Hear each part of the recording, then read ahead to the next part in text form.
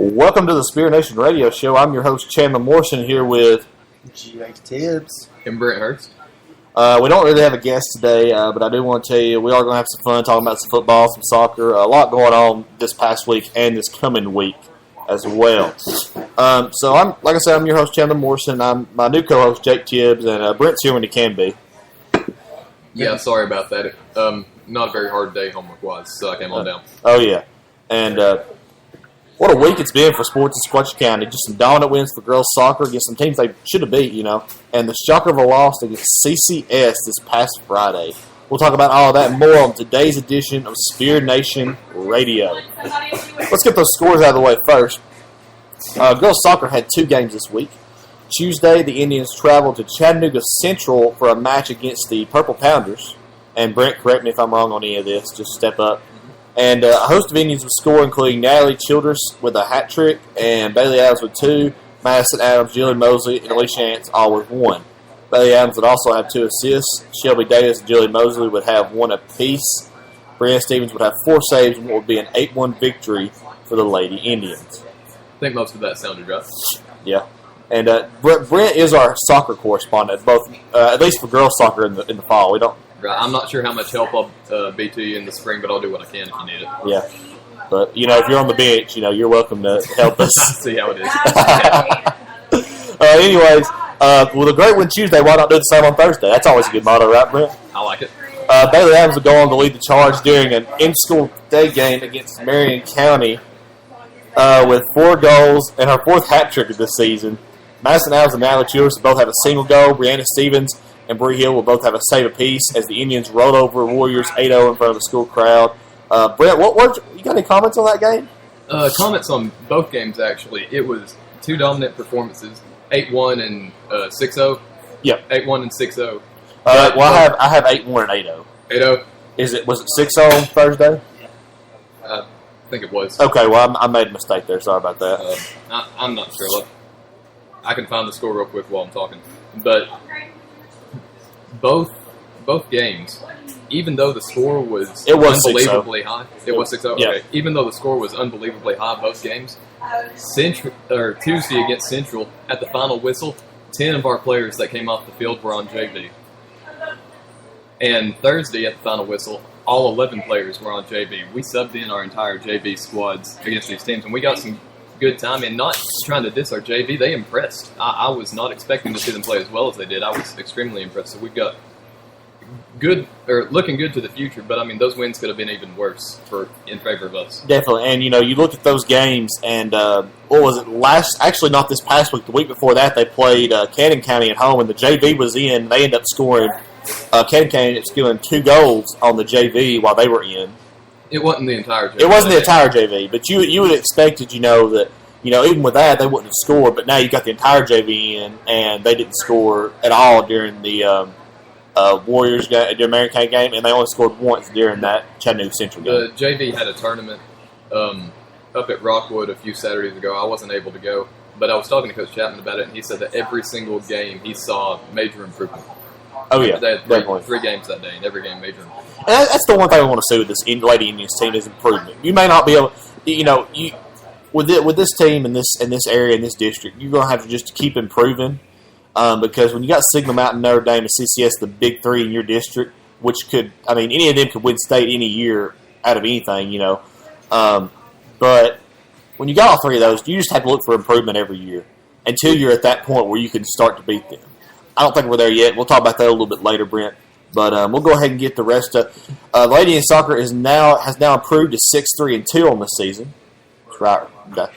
I just make sure because Brent's right here, and I would rather get it right there than have to go back and do everything like that. Lady Indians will play Signal Mountain Tuesday at 4 p.m. and Thursday at Chattanooga Christian at 6 p.m. Those times are both central. The middle school Braves would take on Jasper Middle School Thursday at home. They would beat the Junior Warriors 22-14. Their record is now 3-2 on the season after those losses back-to-back to Grundy and Whitwell. Finally, your high school football team took on the charge of Chattanooga Christian in a District 7A matchup. The Indians had the game in hand going into the fourth quarter as they led 21-17. One play into that quarter, the Indians would score a touchdown to make it a 28-17 game. The The Chargers would come back to score 15 unanswered points, including the two-point conversion on the first score. They would score the second touchdown with 24 seconds left in the game and ultimately give the Indians another District 7 AA loss on the season. Your final score would be 32-28 in favor of the Chargers. This has been your Weekend Sports Recap brought to you by Citizens Tri-County Bank, the only community bank you'll ever need. So, talk about Friday night. And we have to go ahead and talk about the inevitable because we know we're going to have to talk about it. It's a sports radio show. We had a loss Friday night. We got to talk about it. And we were going to have Alex Turner in the house today, but he's not joining us. He may show up later. We don't know. But if he does, we'll ask him some questions. But I didn't want to tell you, he is injured. He did dislocate his elbow in the South Pittsburgh homecoming game, and not sure how long he's out. Talking to Coach Cochran the other day, he said he could be out for the rest of the season. He could be out for 2 or 3 weeks. It just depends on what the doctor said as he was going last Thursday. I think is when he went to the doctors. But, Brent, we were both at that game. We both did that broadcast that game. What were your thoughts on the game? I'm not entirely sure what my thoughts on that game are. It was disappointing to have such a... We had a great lead. It was 21-10 at one point in the third quarter. The very fact that we let CCS come back and from an 11-point lead in the second half with that low scoring a game, the fact that we let them come back, I was disappointed. And I'm not sure why that happened. I'm not sure what led to that, whether it was a mentality or whether it was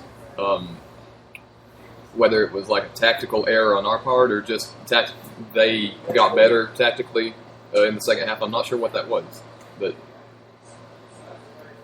disappointing. Definitely disappointing. When I talk about that game, I'm always, and it may just be me being a former football player, I always try to go and talk to the coaches because I know them pretty well. I just got out of football last year, so I know them pretty well. I know the players pretty well. And, the morale of that team is just not where it needs to be. You can point fingers at the coach, you can point fingers at the players, you can point fingers at anybody you want to. But that team as a whole, the morale and the motivation to win that game was not there. Be it was CCS, you should have beat them. But when you can't even get the motivation up for a CCS game, what makes me think you're going to beat Marion County next week or Bledsoe County the week after that? And I'm kind of dreading that Marion County game. I'm thinking maybe they might have the motivation to keep it close, but that's the only thing they're going to need to keep close is motivation. If they just go like they did this week, they're going to get blown out, and they're going to maybe not even score a point on the Warriors. It could be like Braden Grant said 2 weeks ago. They were having against Grundy lack of intensity and not going hard enough in practice. Oh yeah, so that could definitely be a factor in this loss. Yeah, and the intensity on the sideline is something you need to know. It's definitely big for this team because you got to think we're not a big team. We're not a 6A team. We're not a 6 or 5A team. When you have a 6 and 5A team, or even a private school team, you have a pretty good selection of players, and you can get a lot of talent from those players. When you have a 3A team, you have 680 students to choose from. Half of those are guys, so you got 300 students to choose from, and then about half of those are actually athletic. And I'm not bashing anybody, that's just the honest truth. So you got about 150 people to choose from, and out of those 150 people, you're going to have maybe a third that actually want to play football. I mean, there's some athletes in the school I think can play football, but they just play other sports. Yeah. And that's just what I see the game as, and I think they're going to have to really, really work on motivation, in my opinion. I think that's something they need to work on, Brent, kind of. I've not been around the team personally enough to know, but from what you've told me and how you've been talking, I would agree with that. Okay. And so I'm going to ask Alex Turner some questions today, but Little slacker didn't show. And if he shows up, we'll be happy to ask him some questions. But how's the tribe done this year in your opinion? Our tribe correspondent for the Spear Nation, Jake Tibbs, is going to tell us a little bit about how the tribe is doing right now. Hey guys, I'll be right with you. Well, we're not, of course, we're not on the levels of basketball season high yet, but it's definitely improvement over last year's football tribe, for sure. We're really getting into it. I'm glad to see that too. I just have high hopes for basketball season as well. Why is it that I hate to put it this way, but why is it that the spirit at basketball games is always so much higher than at football games? I've not understood that. Go ahead. I think I got an answer for that. Well, for one, you got a lot more guys staying up there for sure because you got the football team. No, that makes sense. Okay, Yeah. I got you. And one of the other things is when you're in, and you got to talk about the sound. Actually, most of the time you got to talk about the sound and the atmosphere in a basketball game versus a football game. A football game, you got people walking out in front of you. You got this and that, and it's so wide open. It's outside, And I mean, think about it, from home side to visitor side. There's 50 yards plus to each side, and with a basketball game, you go in there and you look at the court. I mean, it's pretty close to the other side. And one thing, you're right behind the bench. Yeah, you're right there. They got you right behind them. So it really, you can hear them perfectly. It really gets you. I mean, when you were playing basketball last year, you could definitely feel the motivation that they were giving you. It helped a lot. And I think if the tribe wasn't there, you could automatically take probably 4 or 5 losses off that season. I'd say, or take 4 or 5 wins off that season. I'd agree with that. Yeah, I mean that's how much they motivate the team. And you talk, like I said, you talk about being that close proximity to the bench. And I mean, when you're indoors, that sound is going to travel a lot more. And you have more of a battle between, I guess, the pep clubs. Like when we went to Marion County, or when Marion County came to us, it was a battle every time between the 2 pep clubs. Signal Mountain. Yeah, Signal Mountain. I remember we went to Signal Mountain, to Marion County, and in Marion County, we actually have more people in our pep club at Marion County than they had in their home pep club.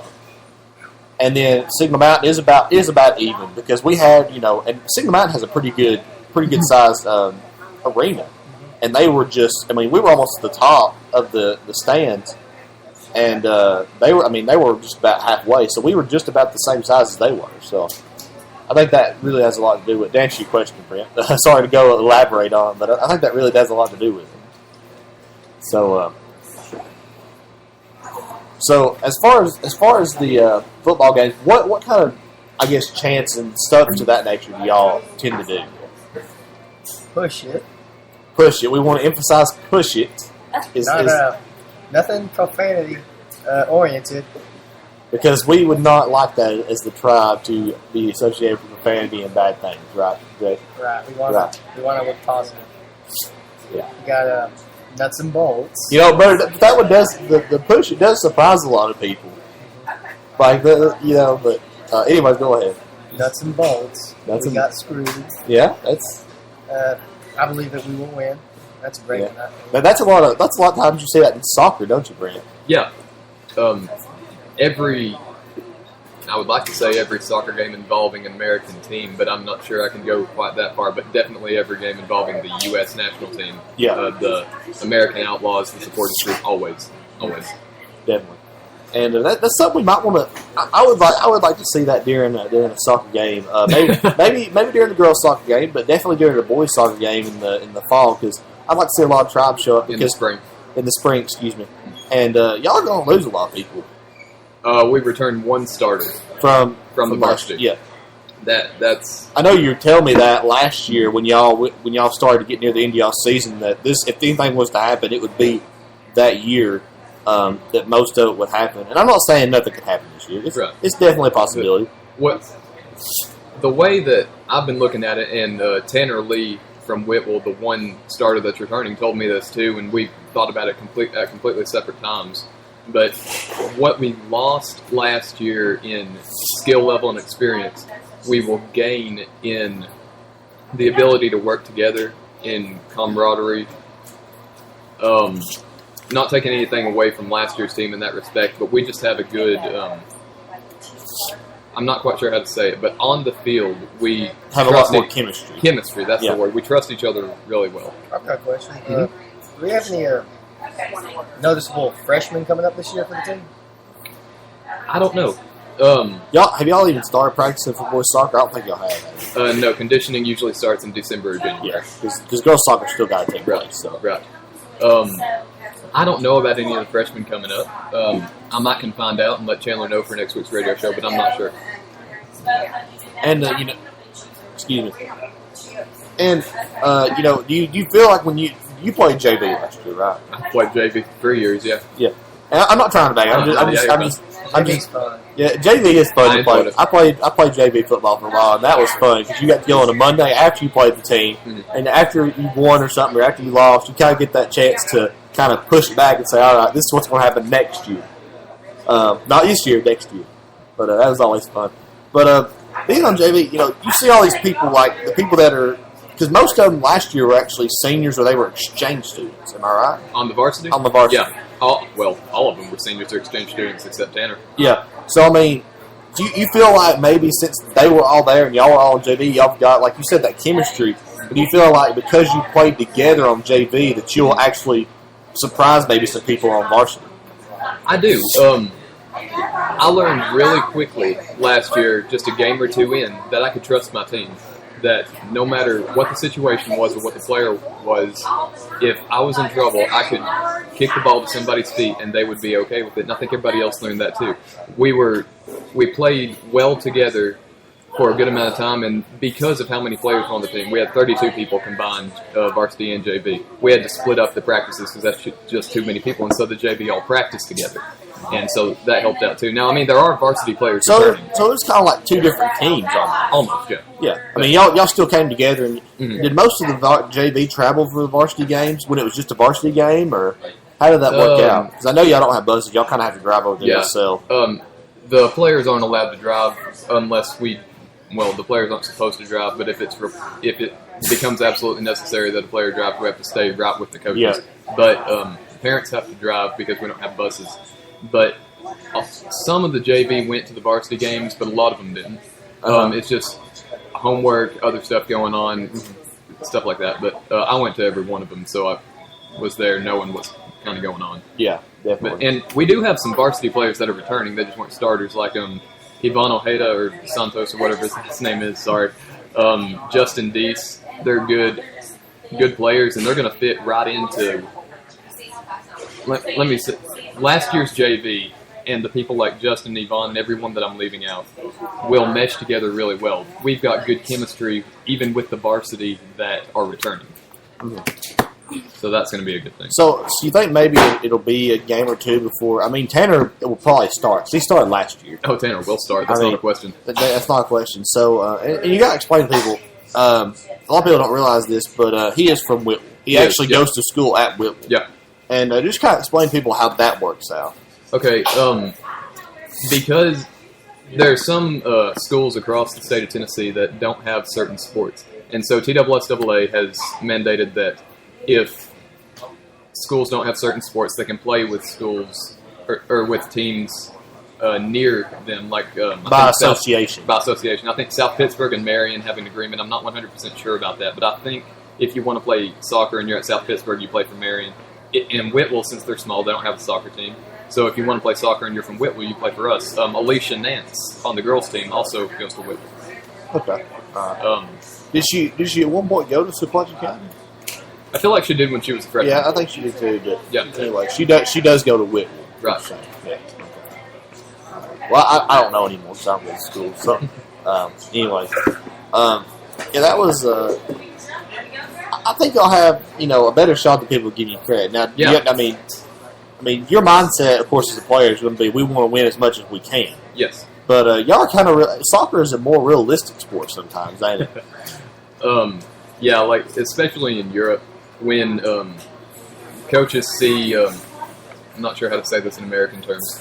Okay, when coaches see when I guess the equivalent of the bracket comes out for a knockout tournament. If they see that they're going to have to play like one of the best teams on the continent, one coach called his team the victims of fate one time, and it was like one of the best teams in Italy, but he had to play Barcelona. Soccer is a realistic sport. So when I, as a player, say, okay, my team is going to go play CCS, I'm not saying we're going to win this because we're a team and we can do this. I'm saying, okay, let's try to control the damage. We scored on them first and had them 1-0 for a good amount of time a few years ago. We can do that again. But probably not. Let's go and try to control the damage. So y'all, I mean, do y'all ever take risks to try to win, or do y'all just kind of? Oh yeah. I mean, we played I'm not sure how to say this in American sports either, so I'm just going to go with it. We played a 4-5-1 last year, and what that means is, well, I guess really a 1-3-5-1. but we had a sweeper at the back and 3 defenders. And then in the midfield, we had 5 players and only 1 striker, 1 forward up trying to score. And doing that, we controlled the midfields and the midfield. And the goal was if other teams got the ball on the midfield, since we had more players, and then we could win it back. And it worked for the most part. But there were a couple of games where it was we were either tied or, well, I think most of them we were tied with just a few minutes to go. Coach Chapman switched us to a 1-3-4-2, took a player out of the midfield and put him up at striker. And a couple of times that got us a goal, I think. But that was a risk in itself because we were used to having absolute dominance in the midfield, and the defense was used to having that extra player that they could pass to. Yeah. So had a player from the other team gotten the ball down near our defense, it might have worked out badly for us. So we do take chances like that. Yeah, definitely. And I mean, sometimes, when you're out, I guess, I don't know how to say it's out. You're outmanned kind of to maybe like an athletic standpoint. Would you say it's kind of more with CCS and Signal Mountain, it's more talent wise or athletic wise, or what would you say? Oh, it's definitely talent. Definitely talent. I mean, when we play, like Signal last year, the varsity against Signal, the first game finished 4-2 in Signal's favor, and the second game 3-1. To put that into perspective, because at halftime of the first game it was 3-1 Signal, most teams would be like, okay, 3-1, we're winning, okay, let's go do this. Signal's coach took them off the soccer field, back behind the softball field, and started yelling at them so loud I could hear them from the soccer field. It was hilarious, because the point was, this is Sequatchie County, and we're only beating them by 2 goals. Yeah. But the reason for that was not because our talent was like that, because we don't have like select programs all over the place here in the valley. It's because of the physicality that Sequatchie County plays, and nothing like, we don't go out there and try to kill people, but we play within the bounds, within the rules, just physically. Yeah, and definitely that's something you have to do when you're a small team. You see that. You'll see that with football. You see that with basketball. You can't really see it with baseball and softball as much, but there's definitely a physical side of the play when you talk about valley sports and smaller schools. Because that's the only way, that's the only equalizer they have, except for maybe in football you have the up tempo, but that's about the only equalizer you have. And I think Coach Chapman commented on that last week. Sorry, I'm still in football mindset.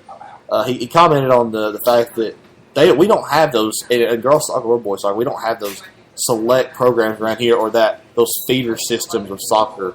But I think he said that we're getting there.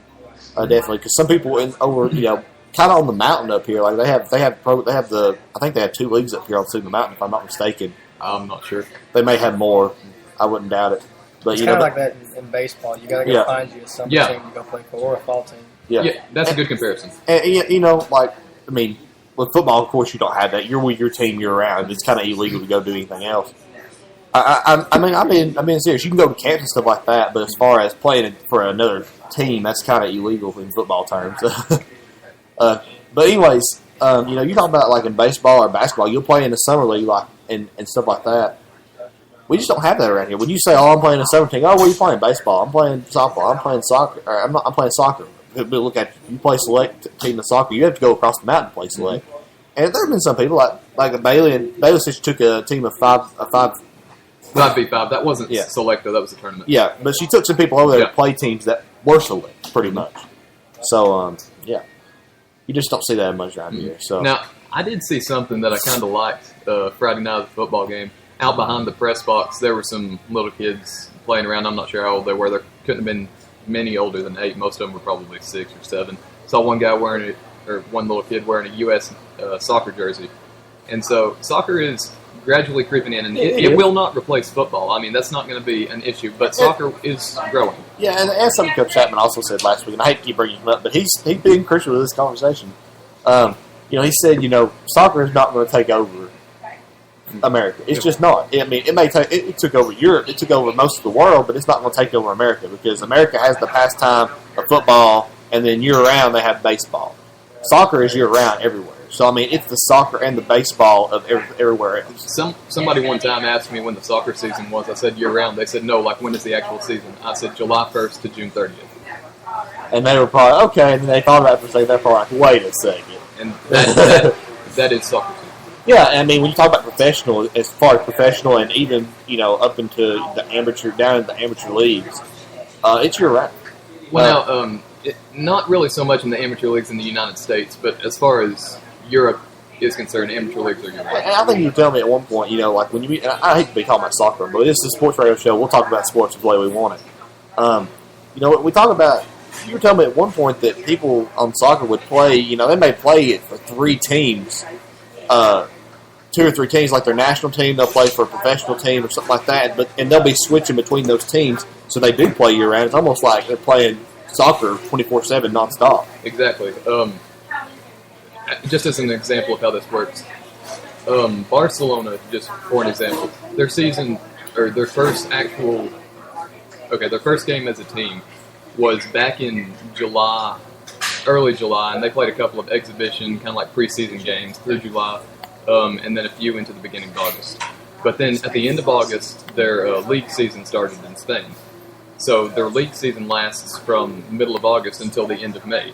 But mixed in there are FIFA dates where the players that play for Barcelona disperse and go play for their national teams in continental competitions or qualification for the next World Cup, things of that nature. And then when Barcelona's season ends in May, this year it's the Women's World Cup. This is a bad year for an example. But like last year, when Barcelona's season ended in May, people immediately went to their national teams, went to Brazil for the World Cup, and then after that just took a week or two of respite before went back to their club teams for exhibitions. Yeah, and that's soccer for you.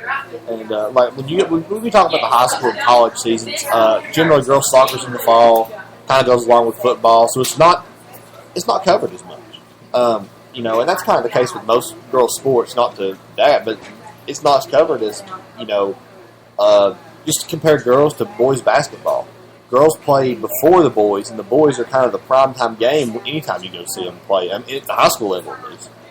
Of course, when you get to college, the girls' game gets a little bit more glorified. Especially in Tennessee. Especially in Tennessee and Connecticut. Yeah.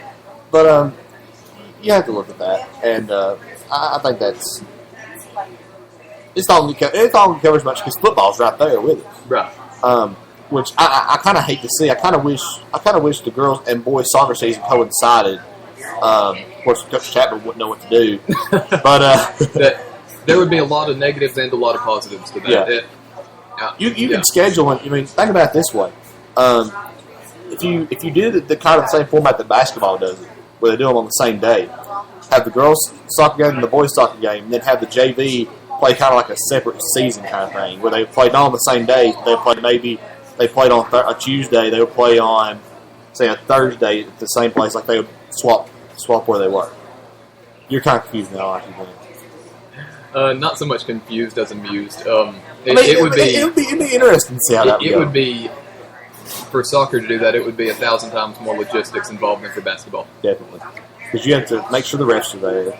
You have to, it'd be like having, of course, we're in the big stadium now. Here at Sequatchie County. So, there's a lot more because you have to track the gate, and you can't just have someone at the first. Usually in soccer, you can have through the first half. Usually they can stop taking tickets. Well, you'd have to worry about a game and a half pretty much because you have girls soccer and you have boys soccer. People come from the boys soccer game. But, it's kind of... And I'm not sure that boys soccer wouldn't overshadow girls soccer anyway, though. If they play at the same time. I'm not sure. I would hope that it wouldn't, but simply because of the nature of men's and women's sports in the U.S., I'm scared to say that it might. Yeah, and I'm not saying that, we're completely, anti-feminist or something like that, but it's just the way sports rolls in the U.S. The girls' team, any girls' team, if they have a male counterpart, it's going to be in the shadow of that sport the entire time it's there. During the spring, do you think that baseball overshadows soccer, or do you think they're about equal? You think that? You can go ahead and answer that one, Brett. I think that I'll answer it like this. I think that baseball overshadows soccer in that people know more how the baseball team is doing, but I think people know more when the soccer games are simply because we play 16 and baseball plays 189,000 games. But I think baseball does overshadow soccer. It's just a more popular sport. Yeah, it's one of those. Like we said, it's that all year round sport. Of course, not in high school, but it's an all year round sport. But like when you go to high school, like I go see what I'll do is I'll go and I'll sit on that hill between the softball field, the soccer field, and the baseball field during the spring, because you know there's times when all three are playing at home and I'm playing around the same time, and I love that because I can go between games. Because when you watch a game, sometimes there are boring parts in games. You got to admit there are parts when you just don't want to watch it. Yeah. And so I like to go in between them. Of course, you can see soccer and softball from the same perspective. I can flip over there, and then I walk up the hill, see what baseball's doing. Of course, that helps me as a spear guy, so I can just all right, da. But yeah, I mean, I'm not so sure that baseball overshadows soccer as much as people know more about baseball. People follow. I thought that was the question. I thought that was the same question. What? Does it overshadow, or do people know more about it? I thought that was the same question. Well, I mean, overshadow it as a it doesn't get much media attention. Right. What I'm talking about, yeah. I don't think it's overshadowed as much as it, like you were saying, as much as people know more about baseball. People know more about when the. And I would like to say, I don't dislike the baseball team for that. I mean, they don't try to hate on the soccer team. I like the baseball team. I hope they do. Definitely. But it's just people like baseball more than soccer, and that's just how it is. That's fine. Now, when we talk about those two sports, compare those to softball. In Sequatchie County, do you think softball is overshadowed by any other spring sport? I think that baseball has been overshadowing it, but after the performance last year, I'd say that it shouldn't at all, because going to the state tournament, that's a huge thing. They really deserve to credit for that. Yeah, I agree. So you think maybe it depends on who gets farther in the season over who gets more attention? Like they're probably even during the I guess you could say the season and maybe a little bit into the postseason, but I guess it depends on who gets farther as to who gets more attention ultimately. I agree with that. Okay. Yeah. Well, I'm gonna look what I got here. And we'll go ahead and tell you about the next week ahead in sports. Tuesday we have girls soccer at Signal at 4 p.m. Central, and girls volleyball away versus Grundy County at 5:30 for JV, 6:30 for varsity. On Thursday, soccer and volleyball play again. Soccer will have a matchup against Chattanooga Christian at 6 p.m. And middle school football will play at home versus Dayton City Middle School at 6 p.m. as well. Not Ray County Middle School, Dayton City Middle School. Friday, the high school football team will host Marion County Warriors at 7 p.m. at Wayne Road Stadium. Indians will look to improve their record to 3-2 after a shocking loss to the Chargers of CCS. Let's talk about the upcoming week in sports a little bit if you want to. Girls soccer at Signal, 4 p.m. I'm cringing. Yeah, I saw it. Whenever I mentioned that, he was just, like chills are going down his spine, like, I was talking to Coach Chapman about this, and I'm not. He seems to be confident in his reasons for scheduling CCS and Signal in the same week. I'm not very confident in those reasons. I'm not either. I talked to him yesterday. I work at Gander Mountain over in Hickson. He had come by the store, and I was talking to him yesterday. And I made a joke with him. I said, "Well, the football team can't be CCS. We're looking at you, Coach." And he just he said, "You better be looking somewhere else." That's pretty funny. That is Coach Chapman for you. No, not. And it's not. He said. I asked him. I said, "Did you schedule that?" Or he said, "Yeah, I scheduled that." He said, Yeah. "I said." He said, "I didn't schedule if they were both away, but I did schedule that on that week, both of them on that week." Yeah. So next year we'll have them both at home. Yeah, maybe not in the same sequence, I but sure hope not. But having them both in the same week is going to be tough, especially for the second game. The second game is CCS, so that's going to make it even tougher for that game. And we've not got Allison. She's our sweeper. And what was she out for again? Her foot. I'm not quite sure what she did to it, but she showed me a picture of it the night that it happened, and it looked horrible. Was it just swollen up? Yeah, I'm not a medical person. I forget what she did to it, but I think this is her last week out. What a week to be out. Yeah. Ooh. Maybe I don't know whether she's happy or sad that she's out this week. I think she wants to play. Yeah. But no disrespect at all to anybody who Coach Chapman puts in her place at sweeper. But Allison, I can remember one player this entire season who has been as fast as Allison. Aside from that, no one else has had a chance. Yeah, definitely. And that's going to hurt us in the back a little bit. Just that speed loss. Even with Davenport out, is this team? And maybe I'm not saying completely underrated. I'm not saying they're going to win like everybody's expecting them to lose and they're going to win. I'm saying are they underrated to an extent? Well, Signal always underestimates us. CCS showed a little bit of respect for us last year, and I think that's going to continue into this year. Signal underestimates us all the time. I mean, if we have a chance in the world of beating any team that we should not beat, it's Signal because of how much they overlook us. And I don't think these games are as important right now because regardless of how I have a feeling that we're going to lose these games, honestly. Yeah. I just sorry to anybody listening who thinks that you're always supposed to say your team's going to win, but I'm not a liar. I'm a realist, so. I think these teams, but I don't think these games are that key to this season because whether they win or lose, they still got to play them in district. So think about it. You beat Signal. And you play them again in the district semifinal, which is probably going to happen. They'll play 1 of 3 in district semifinal, most likely. Yeah. And you play them then, and you've already beat them. Well, they know what you're going to do, and they know how you're going to beat them. And so they know what we're doing already. They know what we're doing already, but they would know more so at that point, and they would know exactly how we beat them, and they can stop exactly how we beat them. And I think it's better. I think it would be better for this team, and I'm not just saying this because I think they don't have a chance. I think it would be better for this team to just kind of cover everything up and not use those special. I don't know if they have any really trick plays in soccer or special plays in soccer or anything like that. I'm not going to say over the air what we do. We've got one thing that confuses most teams, but after CCS and Signal see it once, and I think they saw it from us last year, that they're talented enough that they understand what's happening and know how to defend against it. Yeah. But it still works pretty well. But I wouldn't be pointing out all the stops for these games. Like I'm saying, you agree with me? Yeah, I would. I would save it for the district. Well, let me take that back. I think any time that we play CCS Notre Dame Signal, we want to give it our everything and do our very best to get the best result that we can. Hopefully win, but not necessarily, but hopefully win. Maybe so just a close game. I say you do pull out all the stops for this. I say you do. So you pull out all the stops for this. You go. Say you go Signal. We pull out all the stops. Of course, you're saying if any team out of the 3 is one we're going to beat, it would be Signal. Probably. Now I don't know the records this year. I don't know up or down, but I know as a general rule, Signal. I know CCS and Signal are pretty even. They did tie 1-1 when they played each other. Was it last Thursday or Tuesday? I know it was last Tuesday. I think it was Tuesday. You tweeted that out at one point. I'm just not sure. I know they're even. You can't really tell who's better. And like I said, you said CCS shows tremendous respect. If say we go in there and we beat in the universe splits in 2, and we beat Signal out. Okay. I'd love it.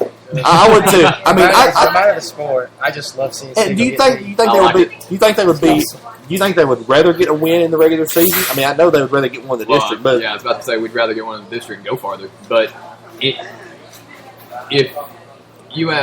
you said to, well, I'm not going to speak for anybody else. If you asked me, which would I rather have, a win against Signal in the regular season or a chance at a win against Signal in the postseason? I'd take the win. I'd take the sure thing.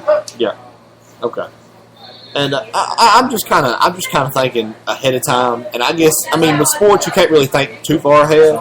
No. But I just have the thought that maybe they should not pull out all the stops. Maybe they should play pretty hard, but not as hard, because then you go into that district game, that district semifinal, and not only do they think they're going to beat you, but they thought that you put your best out in that game, because they know you put your best out in every game you play against them, and so they're going to underrate you even to an extent at that point. And then they get overrated, and then you get that district, because you only have to get to the district championship to get past the district in soccer in general. Right. And that's why I'm not worried. That's why I'm not worried about the championship game, because that's good if you want to win a District 7A title, which really looks really good. To be completely honest with you, mathematically, technically, if they get past the district semifinal, that's 2 more games. But in all actuality, for this girls' soccer team, that's 4 more games, because it'll be the championship, which win or lose doesn't matter. You go to regions. And then you go They can beat whatever District 8 team it is. It doesn't matter. Yeah. They can win. And then they'll play the team that they play in the championship. Win or lose, doesn't matter. Go to sectionals. I believe they can win that. And I think that is too. The only thing I do have about that is in regionals, if something happens and they have to play, they could possibly in the regionals play one of the big three again. It will be, but it doesn't, because the region is only 4 teams. That's true, because they can, if say they get Notre Dame in the title game in the district title game, they could potentially play them again in the regional title game. They will potentially play them again in the regional. I'm going to go ahead and say if Sequatchie County and but that won't matter. The only game that will matter is sectional. If they win that sectional, that's going to pivot a lot of things, because then they'll go straight to state. And sectional will be against the Region 3 team. I firmly believe. I know most of the teams in District 6. I don't know any in District 5. I firmly believe we can beat whatever District 6 team it is, and I firmly believe. So it's possible we could play. I'm just saying, it's possible we could play Notre Dame or CCS 4 times, or one of the big 3, whichever one we don't draw in the semifinal, whichever one gets past. If we were to get to, I'm just being hypothetical here. If we get to the district championship game, it's hypothetical that we could play one of those big 3, whoever we have in the district championship. We could play them a potential of 4 times. Yeah. And that's not something you see from a lot of sports, because it's so small with soccer. There's not a lot of teams that have soccer programs. It's very possible to play them 4 times. Mm-hmm. It was very possible for Sequatchie and Bledsoe to play. If Bledsoe had gotten to the state tournament too, it was very possible for them to play 4 times by 4 or more times. Are we still talking soccer? I'm talking softball now. Softball, yeah. That's potential. They could have done that. Yeah. You were lost for a second. Thoroughly confused there. Yeah, but it's possible, and we could have played them actually more times than that, because I think we played them like 2 times in the season, so 5 times. That's a team. When you play somebody 4 or 5 times, you know that team. Yeah. You play somebody in football once, you know that team. But you play in any other sport, you play them more than 2 times, you know that team. Like Signal Mountain this past year in men's basketball, y'all played them ended up playing 3-4 times, I believe. Because y'all played them in a Thanksgiving tournament. Y'all played them twice during the season. I think we played them in a Christmas tournament. Yeah, that's what I'm talking about. Yeah. Down at Wentworth. We had a Thanksgiving tournament, a Christmas tournament. So you played them probably 5 times by the end of the season. Around that, yeah. So they either knew you really well or you knew them really well. And I'd say it's both ways. Yeah, I'd say it's better. Right. Yeah. So that's definitely something you have to look at. So I'm going to go ahead and go on with that. Soccer and volleyball play again on Thursday. That matchup. And we apologize for not talking too much about the volleyball team, but we don't know too much about them. Don't get much correspondence, or I don't get much correspondence. I don't know what Chandler gets. Oh, I'm sorry about volleyball. I'll tell you when the games are. I've been requested by the volleyball team that I actually show those people. Okay. They're not having too hard of a season. They're improving. They definitely are, and I've seen that. I've went to 2 or 3 games. They are improving. Okay, good. But they are a young team. Just not. Not quite there yet, but not quite getting there. there. They don't have the talent. They definitely have the woman power, I guess you'd say. They're rising. They're rising. They're rising. Okay. Yeah. But they're having a tough year this year, yeah. and I do feel for them. But they do play. Volleyball doesn't play on Thursday. Excuse me. But they did play on Tuesday at Grundy at 5:30 for JV and 6:30 for varsity. Soccer will have a matchup on Thursday against Chattanooga Christian at 6 p.m. at Chattanooga Christian. Now, what field do they play on for soccer now? Do they play on the old football field now, or they actually play on the same field the football plays on now? CCS has a soccer field that they let the football team use. That's pretty. I mean, he's not lying. That's not even an opinion. That's a statement. CCS has a soccer field that they let the football team use. Notre Dame has a soccer field that they let the football team use. That is mind-blowing to people from Sequatchie County. Yeah, and that's something about cities. When you get in there, football, once you get inside the cities, I mean, football is not the biggest sport anymore. See, I think it might still be like in Knoxville. But they don't treat it as such. Well, not in Chattanooga. They don't. I mean, I can't talk for all big cities. Not in Chattanooga. Yeah, definitely. I mean, Macaulay Baylor is one thing, but CCS Notre Dame. CCS, Baylor and Macaulay was actually the biggest rivalry in Tennessee voted by ESPN. In the state of Tennessee, it is the biggest rivalry. I would actually agree with that. And it was voted one of the top 10 in the country. I mean, if that was really. Yes. Oh, my goodness. Yeah, I was sitting there. When I saw that on ESPN, they voted this about a year or 2 ago, something like that. Were the other 9 from Texas? Actually, they were spread out. There were 2 or 3 from It's Texas, just 2 or 3 because from California. they didn't want 9 from Texas. That's the only reason. Everything's bigger in Texas. Yeah. Well, you got to think there are a lot of good teams there, but there are a lot of teams that don't play each other that much until they get into the That's playoffs. true, that's true. So there may not be a lot of those. When you got teams in Texas that can beat another team 91-0, because Signal. you know. And by the way, I'm going to give you some, and we'll get to these in a minute. I got some scores from around the region that are surprising. The 1 or 2 are surprising. I was surprised by them. What sport? In football. Okay. And we've already talked about this, Brent, I believe. But middle school, and of course that CCS game, any shot, Brent? Do what? Have any shot of beating them? In Soccer. Women's soccer. CCS. No, even what little chance that I would give them over Signal diminishes because it's the same weekend as after. Do you think fatigue is going to be a factor? Do you think that maybe that CCS score is going to be a little bit, the margin of victory is going to be a little bit bigger because of the fatigue they had to play Signal Mountain? Well, I would have picked a little bit bigger margin of victory simply because of CCS, but I mean, comparatively, like the usual margin you would use for CCS, is it going up because of that fatigue factor from Signal Mountain? And the morale factor, you got to think, after playing Signal Mountain, if they lose pretty big to Signal Mountain, that's going to be a big morale killer. The coach, I don't know how easy it is for the girls team, but the coaches always did pretty well with the guys that trying to keep morale up as best they could. And it's kind of easy to do when the teams you lose to are teams that win state championships. But yeah, I think fatigue will play a little bit of a factor. I mean, Coach Chapman must have had his reasons, and they must have been pretty good ones, but I'm not seeing them. All right. And that's your CCS matchup this Thursday at 6 p.m. at Chattanooga Christian. Excuse me. Middle school football will also play at home versus Dayton City Middle School at 6 p.m. Not sure about Dayton City Middle School. Not sure how good they are. They are from Ray County. Ray County has known to have a that's obvious. They're from Ray County, from Dayton. But Ray County High School, Ray Central, they've known to have some good teams. So I mean, middle school I would expect to be pretty good. I'm not sure what to expect from that one. So good luck, middle school. You know more than I do because you're watching the film of it. That's shout to Coach White there. And still love you, Coach White. Better win. High school football will host on Friday Marion County Warriors at 7 p.m. Central Time at Wayne Reynolds Stadium. I've been told it is Wayne Reynolds Press Box. We're sure I'll call it Wayne Reynolds Stadium to honor the great voice of Sequatchie County. I really want to win that game.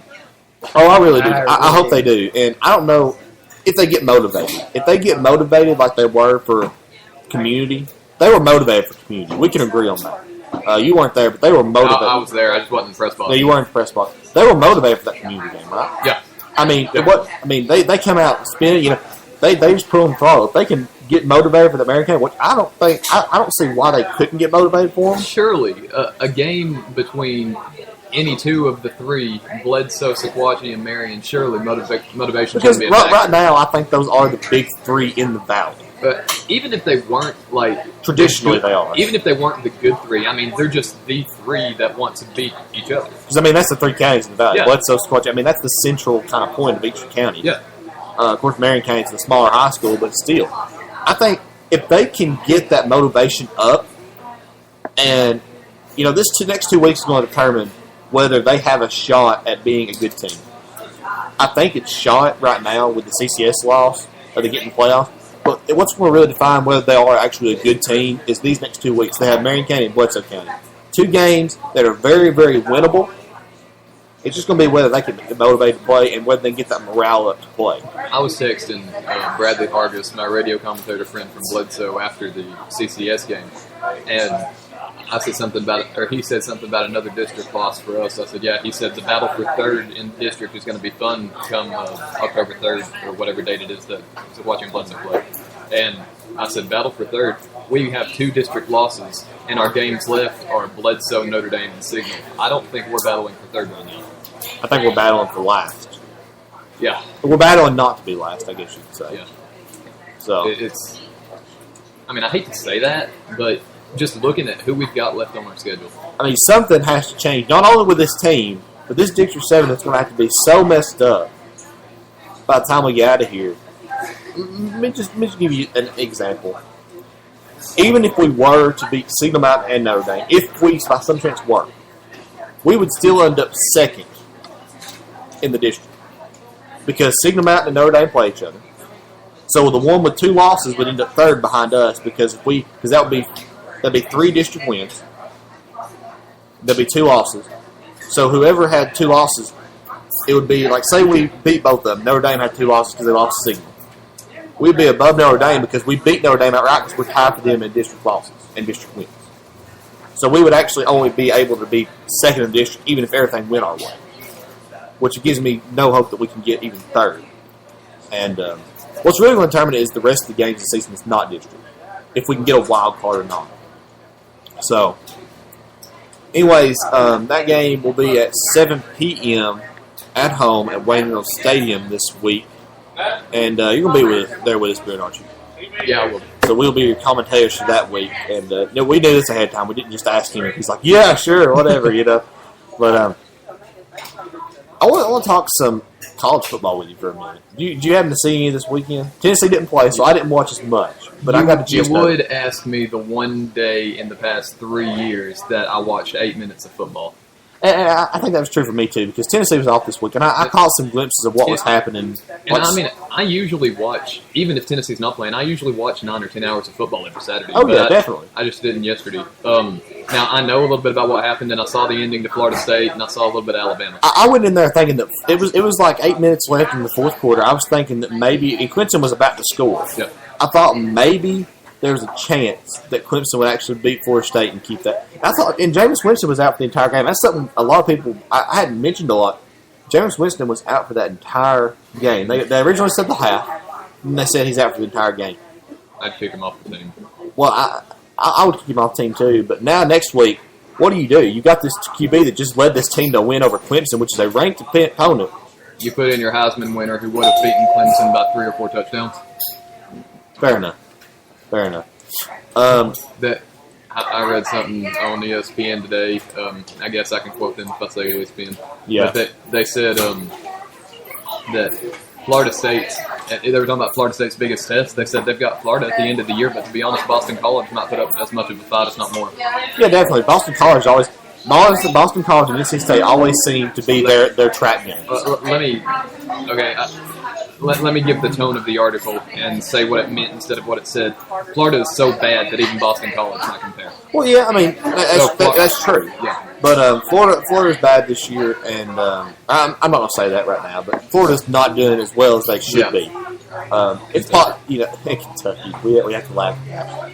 But Florida State, you think they can get into the – I mean, they're definitely – they will get into the college football playoff. Who in the world are they going to lose to? Any trip-up team. Man, Whitwell would have a heyday with their schedule. That's true. Except maybe Clemson game. Any trip-up team. You have to talk about NC State because the past few years, NC State has kept it close. It's been under 20 points in every game. I don't know the ACC districts. They do play every year, right? I do believe they are in the. Okay, so if Florida State play NC State, I'm going to call that the trip-up game. And if not, man, if Florida can get their defense together, I saw a little bit of them playing.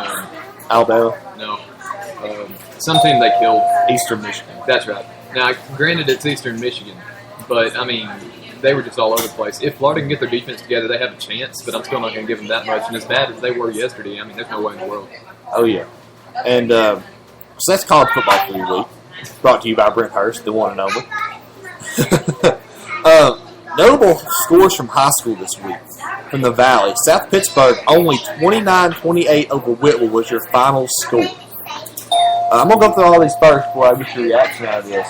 But I do want to tell you all these scores. Marion County 55-8 over Lookout Valley. Signal Mountain 70-14 over Grundy County. Jake, we determined in the press box that Signal Mountain had their JV in for the first quarter and a half. Yeah, just by looking at the score, because it was 28-14 going in halfway through the second quarter, and then they just kind of turned on the Jets. Notre Dame 48-0 over Bledsoe County, if you know that one, Brent. And also a girls' soccer score of interest. CCS and Signal Mountain tied 1-1 this past Tuesday. Both those teams play the Lady Indians this week. The surprise this week is obvious. CCS. No. South Pittsburgh, and we'll talk about football. Game. Yeah. Yeah, that kind of detracts a little bit from the Sequatchie South Pittsburgh game last week. Or the week before the CCS game. It seemed like we made a lot of progress in that South Pittsburgh game, but this week it just proved strong that we were supposed to win it anyway. Yeah, that's disappointing. And I knew South Pittsburgh. We didn't really have a feel for South Pittsburgh at that point anyway, because they had just had Hickson. They lost. They got blew up by Hickson, blew up by this good team in Kentucky, and blew out Sale Creek, which they're not. They just started football a year ago. That's not even fair for them to have to play South Pittsburgh and Marion County and all in. No, that's not fair. But that's definitely the surprise. Is Whitwell that good or South Pittsburgh that bad? I don't know. Now watching the Jamboree, Whitwell are improved, but not that much. Yeah, definitely. I think it's a little bit of both. I think Whitwell went from like a 0 to a 2, and South Pittsburgh went from like a 10 to an 8, except whatever comparison you can make where South Pittsburgh just barely beats Whitwell. Yeah. I think on Whitwell, I'm going to put it in the words of another guy I heard. He said this year they're like a little brother who's tired of getting made fun of. He's going to step up with the big brothers, and he's trying to. Marion County beat Whitwell, but it was only like 28-7. I believe that was the final score of that one, or 35-7, something like that. Marion County should beat Whitwell by more than that. Yeah. Whitwell is definitely getting better. If I were to look at that game and say how it should have gone, Marion County should have beat them 42-49 to nothing. Mm-hmm. I would agree with that. I'll give Whitwell a field goal. Maybe a field goal. But maybe a field goal. Marion County's good this year, but Whitwell is definitely showing improvement. Yeah. Whitwell's definitely not going to win the district. They've already had 2 losses to South Pittsburgh and Marion County. They're not even going to get second in the district. It's still going to be between Marion County and South Pittsburgh. Always. Who you got? Well, it's going to come down to that last game because it's going to depend on who wins what game. Based on the Sequatchie South Pittsburgh, the Marion Whitwell, and the South Pittsburgh Whitwell score, I got Marion big in the Marion South Pittsburgh game. Really? I think we'll kind of figure that out more this week because South Pittsburgh and Marion County will be both common opponents. I'm not going to say that Sequatchie is going to lose this upcoming game, and I'm not going to say Marion County's going to lose either. I forgot about something. I went and saw Marion play Bledsoe on Sequatchie's bye week. Man, Marion looked good. And they did against a Bledsoe team that they're having problems, but they're doing pretty decent. They're having a little bit of a down year this year, but I mean, no matter how down you want to call Bledsoe, Marion County was good. I mean, you can just tell. It doesn't matter how bad the other team is. You can tell how good the winning team is. Marion County, they're real this year. They're real this year. That's the quote.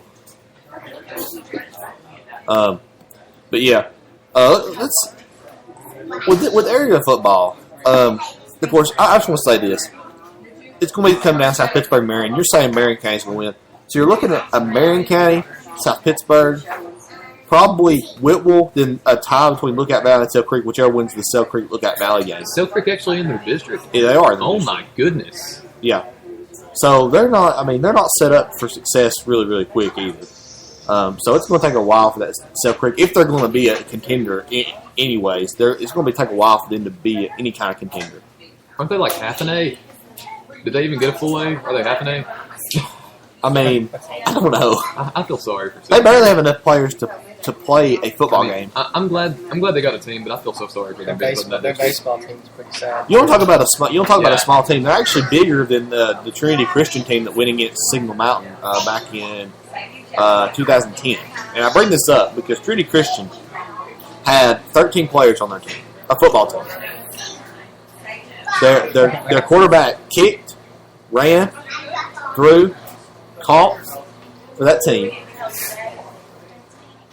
They were out of Memphis, in downtown Memphis is where this school was, Trinity Christian. They, at 2010, this is when Signal Mountain went 10-0 during the season. They played them, and they were tied with Signal Mountain going into the fourth quarter. Wow. And Signal Mountain had 80 players on their sideline. That shocks me. Signal Mountain did end up winning. But I would expect nothing less. That gives me hope for any small school around this area in general. And Trinity Christian is it's a private school, so it was a 2A school that was playing inside Signal Mountain. Not only was it a 2A school playing a school that would go to 4A the next year, they were a private school, so they were moved up the division. So they're actually supposed to be in 1A. And being in 1A, that's not very big. No. So for them to have 13 players on the team was actually... That's smaller than a basketball team. That is smaller than a basketball team. Y'all usually have what? For a basketball? Y'all have the JV and varsity together. 16, 17, yeah. On the JV alone in soccer last year, we had 16. That's a small team.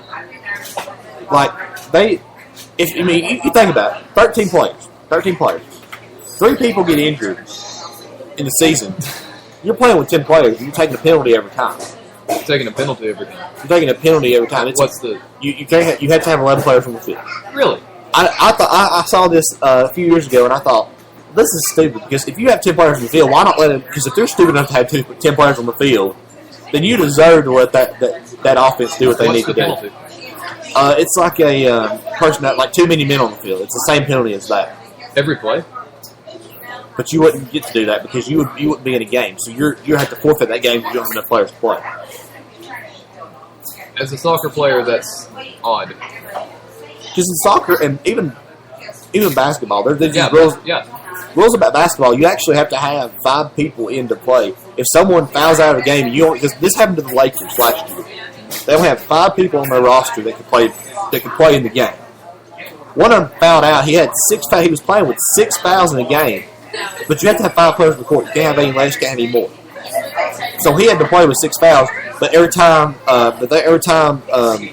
you scored, the other team scored, or they got a chance for another point. They would get a free throw every time they scored. It would be a technical every time, or it would be a technical foul every time he committed a foul, or anybody on his team committed a foul.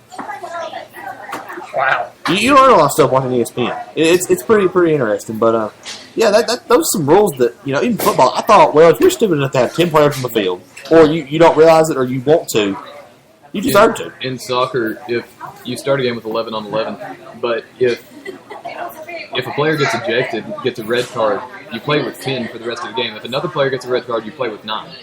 If you show up with 9 players, you play 9 versus 11. So it's like a power play in hockey for the rest of the game. Yeah, pretty much. Yeah, that's exactly how it is. I think the rule is that if you have less than 7, you have to forfeit. But they'll give you to 7. If you want to be stupid enough to play 11 on 7, have at it. In baseball, I know I love Little League, and when we play, you can have no less than 8 people on your team, or you can have no less than 7 people on your team. Think about it, 7 people. Catcher, and this is in 11, 12, whatever. Pitcher, catcher, first, second, shortstop, third. That's 6. You have 2 players in the outfield. I guess you got the shortstop in the outfield. Yeah, I've seen a game played with 6 players. I've seen a game played with 7 players before on one team. And it was during a tournament because they didn't want to get. They pay when you go to a tournament, you pay so much to get in a tournament. Okay. So they didn't want to be left out. They at least wanted to play the game if they were going to be there. So, yeah. So comments on those scores that we just talked about earlier. Okay, we'll go game by game. South Pittsburgh, Whitwell, surprise. Marion County over Lookout Valley. Not much of a surprise at all. Especially with that blowout, 55-8. Marion County and South Pittsburgh are probably just pushing themselves up and away from everybody. You agree with that? I think we'll determine this week what's going to happen with that Marion County and whether they're actually going to be as good as the scores show. Jake, you are allowed to talk. You are allowed to talk, yeah. Go My ahead. thoughts on Marion County. Like previously I said, I really want to beat them. I got a lot of friends up there I play summer baseball with. You mean down there to the south? Okay, down there. Thank you. Every year they like bringing up the football game and the results every single year. So I'd like to be able to let them know Squatchy, we can do it. I go to church in Bloodstow. Yeah, you hear a lot. You hear a lot of that, don't you? Yeah, I'm right there with you, Jake. I have some friends down in Marion County. They get when I played last year. I had some friends that were actually on the football team down there, and they'd be like, "Oh, we beat you." I'm like, "All right." I didn't even go into the game, so quit talking about it, And yes, I did say that I didn't win the game. That's what I'm saying. But anyways, what we got next on here? We got You're going to tell us about the tribe a little bit, Jake, aren't you? You're going to tell me about that. Or are we trying to talk about it? Or we kind of skipped over the subject to soccer, I think, is what we ended up doing somehow. But go ahead. What did the tribe do this week, and what do you think they'll do this week? This week, Marion County. Hoping they don't bring up the drama from last year. I definitely. That's something you have to talk about. We should probably try to spread that around that needs to not come up. Yeah. You two at the school, go ahead and spread around that needs to not come up. Because we, not only did that affect Marion County, that affected some players. I'm not going to mention names or anything like that on the radio, but it affected some athletes at the high school and the person involved with that himself. And because the person that was involved in the whole scandal, sorry to cut you off, Jake, he actually lives in Sequatchie County. For some of y'all that don't know that, and most people in here in this area do know that, and I just don't want it to be brought up and anything to come from it. I think that it wouldn't be players' fault. And we're not playing against coaches. We're playing against players, and we need to stop targeting coaches and focus on the game itself and not pass the game outside. Yeah, and I don't think that's fair to even say anything this year because they've got a completely different coaching staff. They do have the same players. Like you said, the players weren't involved. Right. They have 2 coaches that were there last year, and they were volunteer coaches that were not involved in any way in the scandal. They were just there. They were like the players. I mean, when you have volunteer coaches, they're like the players. They hear stuff like the players do. They're involved as much as the players are. But I don't think it's even fair to bring that up, and I hope that does not happen this week. Anything related to that, I kind of hope doesn't happen. That would just not be great. And by the way, this past week they did go from being purple. They did have gold uniforms this past week. Marion County did. Wasn't that for? That was for Kennedy Griffith. She lost a battle with cancer 2 years ago, and she would have been a senior this year. So that's why they went gold this week, and I applaud them for doing that. I do. And like I said, and they went gold last week. We go pink on the October 17th against Notre Dame. No matter how that game ends up, it's always great to see the football players taking the initiative because Coach Colquitt lets the football players choose what they want to do. He's old-fashioned. He's like, all right, seniors, do what you're going to do, and the leaders of that team do what you're going to do. So I think it's good whenever the players decide that they're going to do this because of something, and that's always great. So, I really applaud them for that. I do too. And I applaud these players for coming back this year and having a call, and I'm talking about the Marion County players, having a call to come back and play as well as they're playing this year. No, it's almost like they didn't miss a beat from last year. I mean, including the Trousdale game. If you take the Trousdale County game out, it's like they didn't miss a beat. I mean, you agree with that? Yeah, I would. I think it really says something about him, his players and his work ethic. All right, Signal Mountain, 70-14 over Grundy County. That worries me. It worries me greatly. Oh, yeah. I didn't even think about that. I saw that score and, for whatever reason, looked at that as, Signal and a bad team in our district. They did 70-14. But then I'm like, wait a minute. Signal and the team we went to overtime with. Oh, okay. They did play at Grundy County. Oh, my goodness. Yeah. When I saw that last week, I was like, well, I'm sitting there thinking, I'm not saying anything bad about Grundy. I'm not saying any bad thing about Grundy. But it's different out there. The culture out there is a little bit different. When we go out there, it's kind of a culture shock to us a little bit. They're a little bit, I guess you could say, a little bit more country than we are. That's a fair statement, is it not? There's only one place to eat. It's the dairy bar. We love you, Jake. We still love you. People in Grundy might not, but we still love you. But I mean, imagine them. When I drive through Signal Mountain every day, it just, and I'm not saying anything bad about Signal Mountain. It just oozes, I guess, higher society. Do you feel that way? Yeah. Because I mean, you drive through Signal Mountain there pretty much every day, like I do. Yeah, 4 days a week. 4 days a week. I go 5 days a week, and sometimes I go 6 days a week if I work on Saturdays. But it kind of oozes that high society feel, especially when you go to the high school. When you go to the high school, they make you feel like they're a better school. They make you feel like they're better than you in sports, and sometimes more than that. That's the kind of vibe we got from their pep club. I'm not going to say anything bad about Signal Mountain because I don't know the individual people. There's some people there, and that's case can go anywhere. I'm sorry to cut you off, Brent. This case can go anywhere. There are certain people that ruin everything for everything. And case an example, Harvey got with Alabama. He ruined everything for Alabama when he poisoned the trees down in Auburn. Oh, yeah. So, I mean, you can't just base everything you know about Alabama football and Alabama people off of that one incident. Right. So, I'm in calculus with a guy from that graduated from Signal. Me and him were pretty good friends. We sit next to each other. Had differential and had last calculus class with him. We went and watched the soccer game together. I mean, he's a good guy. He is not like that. He doesn't look down on people. So, I mean, you've got the good people on the bad everywhere. yeah, and I think that's just it's kind of the people that like that always show up. That's all the people you associate with the place because when they show up, that's not the usual person. That's the normal person you see. Most people around here are kind of, all right, we're even with you. We're going to treat you like we're even because that's how God is here. It's always the people like that stand out to me. They do those kind of things. But I think there's a few multiple big factors about this game. Of course. What game are you talking about? Signal Us. Signal Us. Okay, go ahead. For one, we always look at them as a huge, great team. And they are big, physical, and talented. That's kind of hard to stop. And player-wise, it's an amount. Yeah, definitely. There's what I wouldn't really call us a rivalry. I just say we don't like each other because usually we can't compete. Yeah, I mean, you have to win one to be a rivalry. I think if we win one, we can start calling it a rivalry.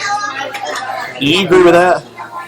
I think we need to win more than one for that there, Jimmy. I mean, there's actually, since the right series started, there's actually been 2 close games within a field goal when they actually started the first game they were playing South Pittsburgh the next week, so they overlooked us. They only beat us by a field goal. Next year, there's a year we played them, I think it was a year after that, we played them, it was 15-9, something like that, was the final score, something like that, or close to that, or going in the fourth quarter anyway. And there's been some close games between us and Signal, just in the latter years, it's been lopsided, because they've got more talent and more of this and more of that. I think that if we do claim to win, we can call it around. You agree with that? Because there have been some close games. It's been lopsided for some years. I say you got to win more than one for that, but... So you're saying two or more wins. How many times have we played Signal? We've only played them since 2009, 2010, I believe. Okay, let's say 2010. That means this is our 5th year playing them. Mm-hmm. Okay? Yeah. Okay, out of 6 games, let's say we win 2. Okay, then I'll be willing to call it a rivalry. Out of 5-1, no. So even if it's a 5-1 with a couple of close games. Okay. No, as close as the close games may have been, I remember last year. Yeah, I do too. Last year wasn't even the worst. The year before that was the worst. 61-0 was, and I played on that team. That was as the Bledsoe commentator so kindly announced multiple times over the PA of Bledsoe. Yeah, they got it. Bledsoe County, as much as we're rivals, we have to put when you're rivals, you have to say something bad about your team from time to time. The other team time to time. Yeah, especially when it's true. I don't really blame them that much. I don't either. I think we've actually the difference between a rivalry between us and Signal, a rivalry between us and Bledsoe. We don't like Signal. We actually like people from Bledsoe. Yeah.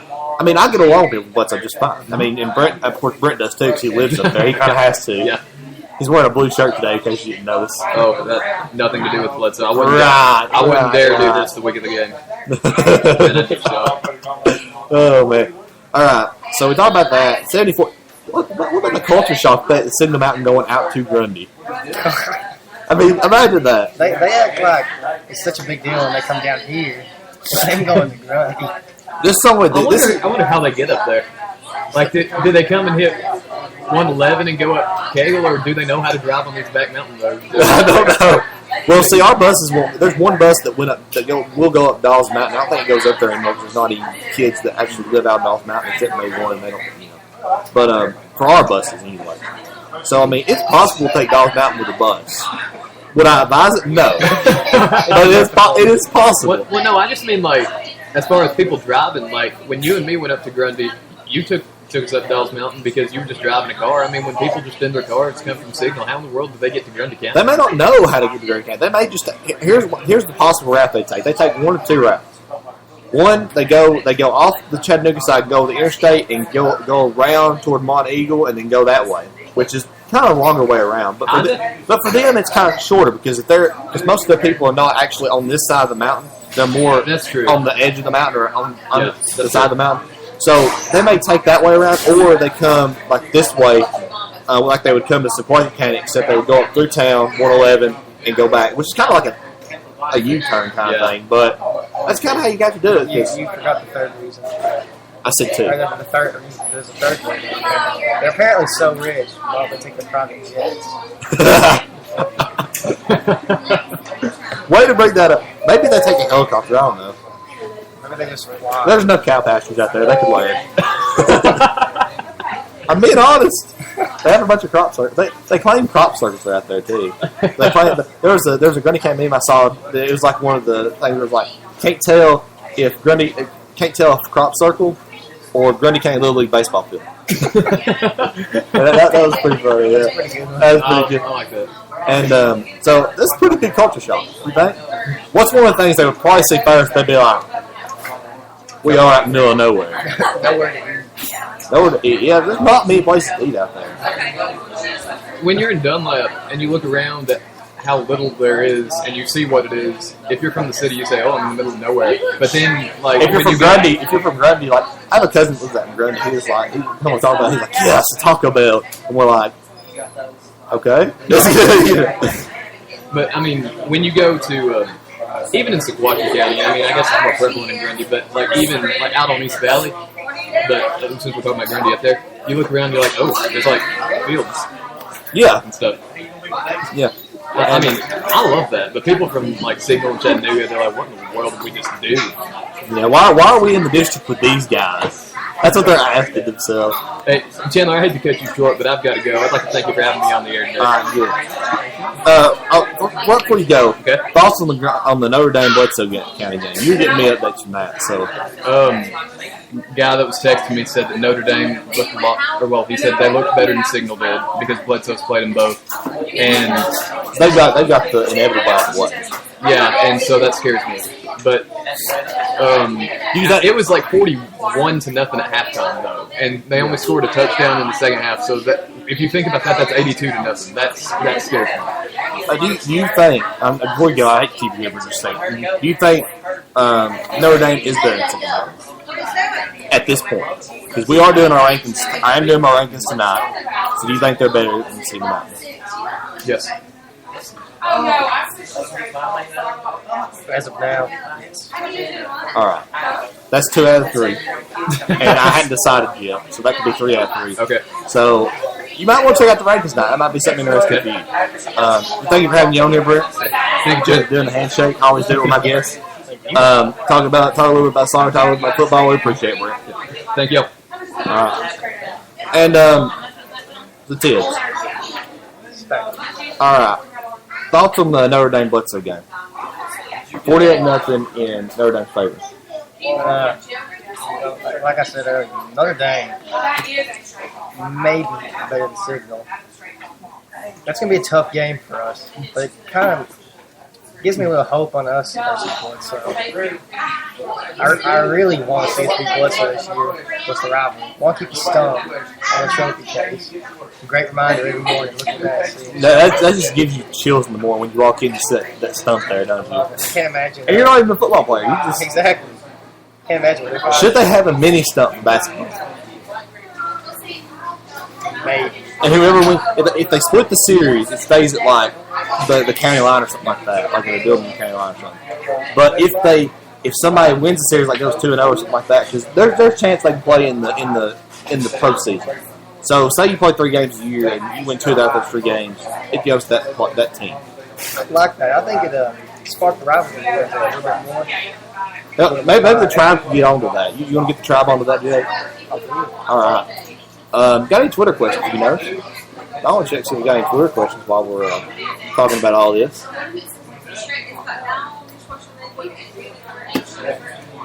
You don't see any, do you? Alec Hudson. We got about 15. Good for Alec Hudson, if you're out there, I told you to watch. You told him to watch a radio show. You told him to watch a radio show. If you're out there, Alec Hudson, I want you to light up my feed with some queries for me. Evan Dennis, if you're out there, easy. Give me something to talk about. Yeah, we need some Twitter questions. I think we're having a good time today. We actually got some pretty good discussions in today. Yeah, lots of soccer. So I was kind of. You were lost, yeah. I mean, I don't talk about soccer that much. Soccer's becoming, it's coming a force. In the past few years, I have a newfound respect for it. I greatly respect the conditioning, the work those guys put in. And a lot of people badmouth soccer saying it's for sissies, but I just don't see that. I see it. I mean, if you put, okay, look, if you're going to say soccer for sissies, what are you going to say about rugby? I mean, rugby, you got grown men without pads running at each other at full speed. If that's not dangerous, I don't know what is. That's a good point. And if you're listening today, you're welcome to tweet us questions or call us in at the number. What number was that again, Jake? 423-582-7906. And again, that is 423-582-7906. By the way, we are at Land's Restaurant today, so you're welcome to come join us if you'd like to. And I'd like to thank them for giving us the hospitality and letting us come in here. We'd like to let you know on Fridays, if you wear purple and gold to Land's Restaurant, you can get a free piece of cake. So, I say that every time, and everybody's like, ooh. I'm like, yeah, you get a free piece of cake. And also, Land's will be open late after every home game, just depending on how late the game is, and they'll open their open time will correspond to how late the game was, how many people are still at the restaurant. So they'll be open later on Friday nights when we have home football games. I'd like to make a little PSA, public service announcement. So announcement. Never trust Alex Turner, apparently. And he was supposed to show up today, and he just kind of failed us. I hate to say it, Alex Turner, but you have failed the Spear, and we're not appreciative of that. I mean, he promised, and he told me he'd be here. And we're going to look at the website for a second real quick. Our top stories this week. You want to take a guess at what our top story was for this week, Jake Hill? On the SpearSports.com. Or have you even looked at the SpearSports.com? I looked at this morning, actually. I'm going to have to say either the CCS upset or the Gavin Gardner incident combined in the two articles we wrote about it have been seen by 6,000 people. Those articles have been seen by 6,000, actually almost 7,000 and a half people. 7,500 people have seen those articles. Wow. Yeah, our reach on Facebook was about 30,000 for that one post about Gavin Gardner. We've had a lot of people talk to us about that, and I just want to comment on that real quick. I'm just going to tell you how I feel about that. I feel like I failed you as a chief editor by not giving you all the information that you should have deserved. I did not seek out information from the school. I was just giving Gavin Gardner's side of it. But I did get information from the school, and I did update that. So if you read the original article, you can still read the new article, the updated article, and it does have information from the school, from the staff that is at school, and they made comments about the situation. As far as the Spear, we don't support either side of it. We just hope that justice comes. You can say that right, can't you, Ted? We just hope that justice comes in the situation. Since this is a little dividing thing among my fellow students, yeah. I just like to stay out of it as far as possible and just leave no comment. Yeah, and we've had a lot of people support Gavin. We had a lot of people support the school, or may not even support the school, but just support against Gavin. My thing about it is, I try to report the truth, and I failed you by not telling you that what the school said had happened, what people in the community had said had happened. But yeah, I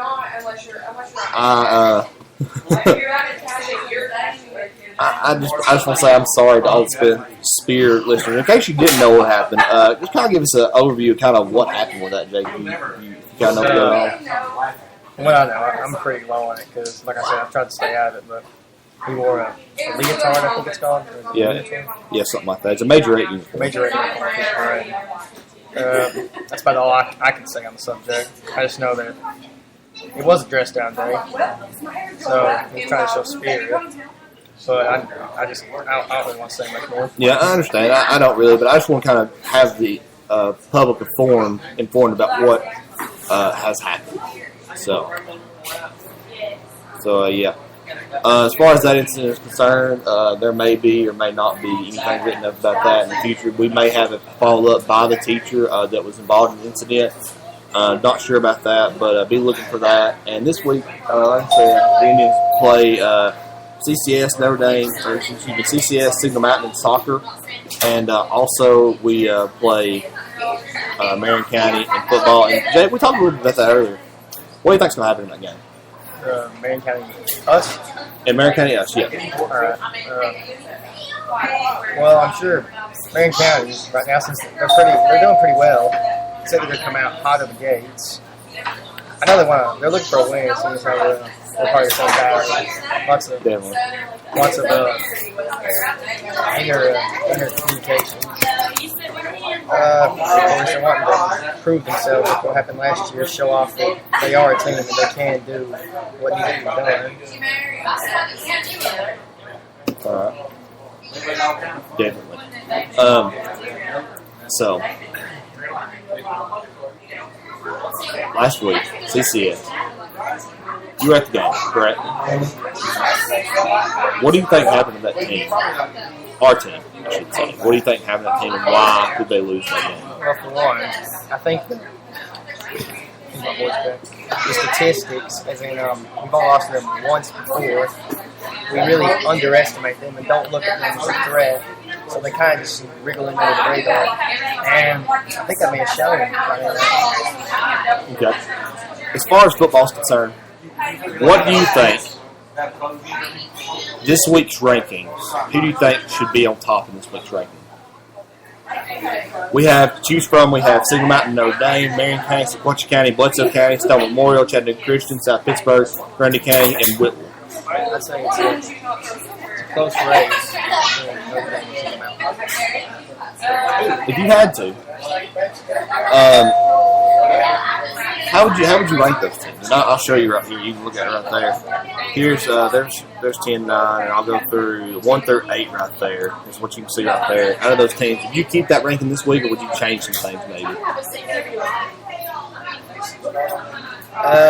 Really, the only thing I can think is perhaps Sequatchie and Bledsoe. I'm not fully aware of how Bledsoe is set up this year, but I'd say everything looks good. But Sequatchie County and Bledsoe, that's the only thing I'm not sure on. Okay. So you may have moved them down. I might switch them, but I'm not for sure yet.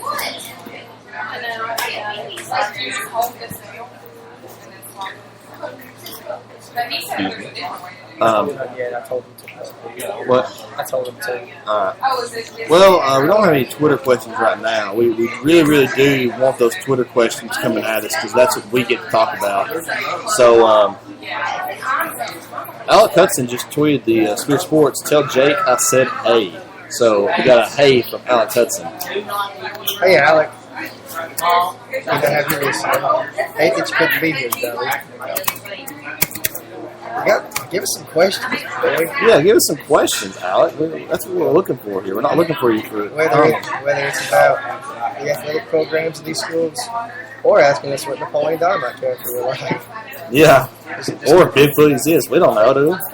Yeah, I had about that. About that, I do. Alec mentioned my theory last week. You were listening last week. I listened to the YouTube. You listened to YouTube, yeah. Yeah, it didn't get the specifics, but would you like to hear the theory?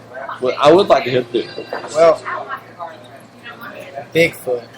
He's a cryptid, which means they can't prove whether he exists or if he doesn't. So I think that this is just a theory. I just think it's a reasonable one. He's not this supernatural creature. It's an extremely endangered species of North American gorilla.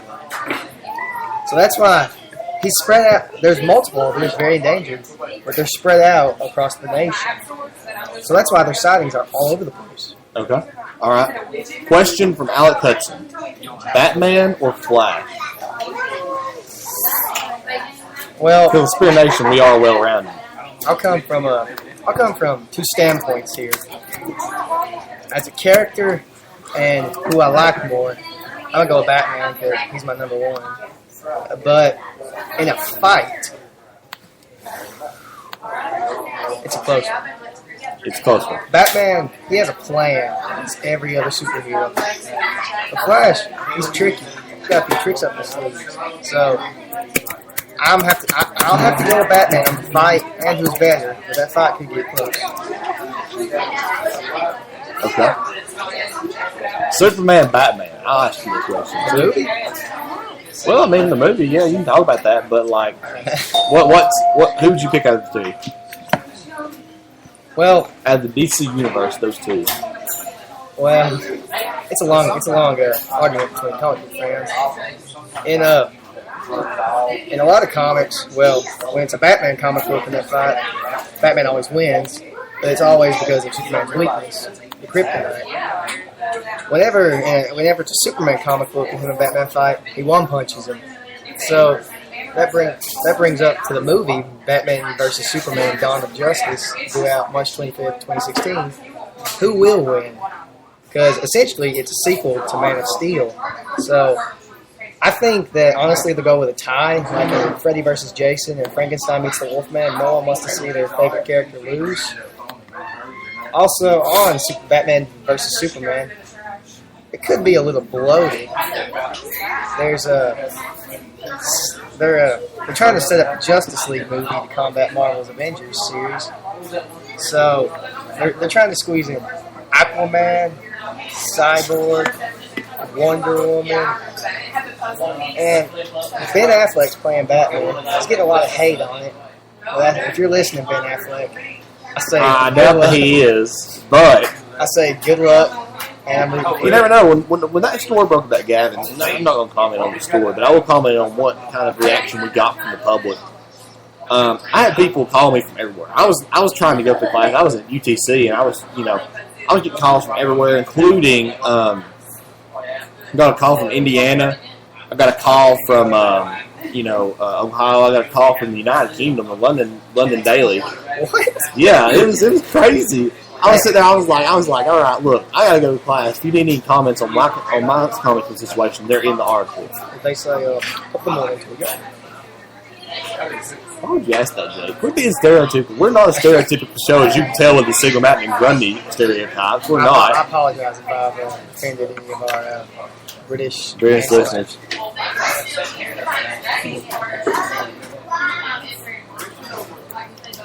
Someone fixed you to call. I can feel it right now. I know you're there, Alec. I want you to call. Hit me up, boy. And we can have you on the show out, but right now, you'll call. You can walk. We're going to take a little bit of a break.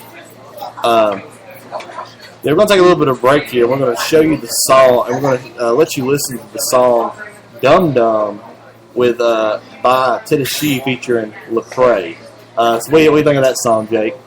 I think that all you listening out there, you're going to be hearing some good music and get some gospel at the same time. Oh, yeah. Get ready to be turned in a holy way, right? Turned down for what? For Jesus. Exactly. All right.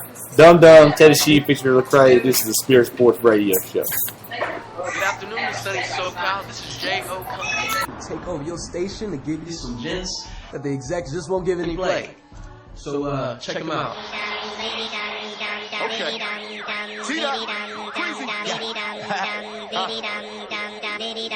Come on. I guess I'm just a misfit, huh? Yeah. Am I coming right now? No? Am I coming right now? Yeah. Hey, listen.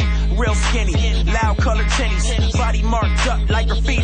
I don't push a Maserati, Beamer, Benz, or Bentley. And yeah, I wrote a foreign, at least I look spiffy. Hey, go ahead and doubt us, but what you know about us? And we ain't gotta follow, then we take another route. No, we ain't blowing trees, bro. Open up my window. I see you popping tags, but you know that's why your in's low. I tried to tell them we was coming, gone, let us in.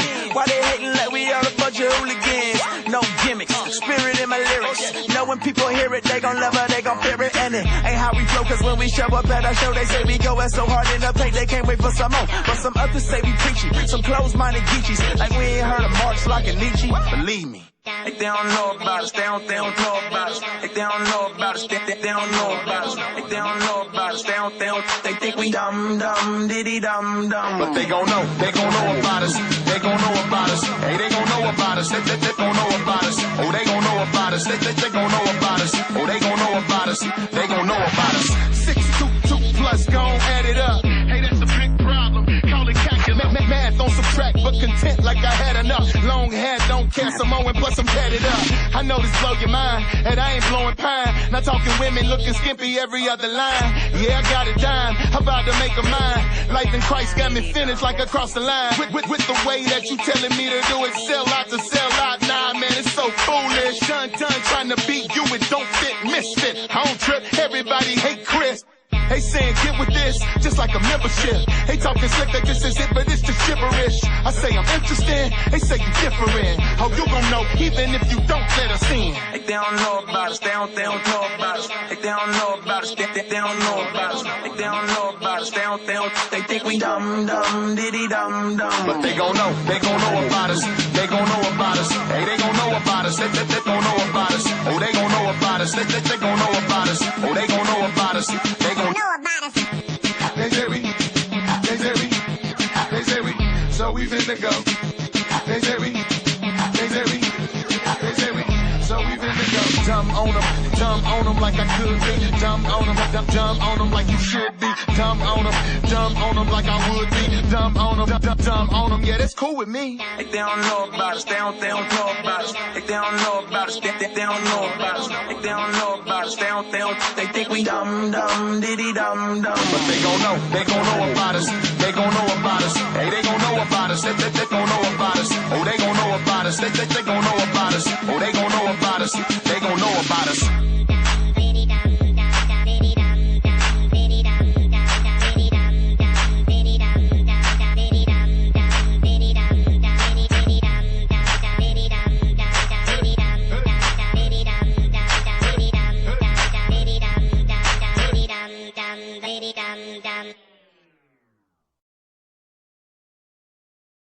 Good afternoon. Welcome back to the Spear Sports Radio Show. Now we have a caller on the line, or we should. Check him out. Well, he just come down all second. He's calling back real quick. And but who popped up on the caller ID?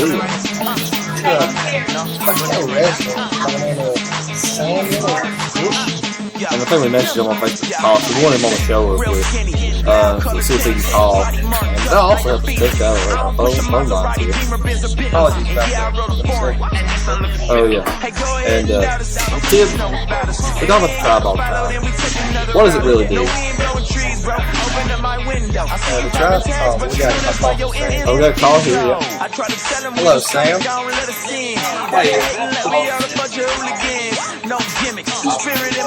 Yeah, what do you got? What do you got, Sam? What was that, Sam? Yeah, Sam, what do you got? Okay. Yeah, what about the big clip there?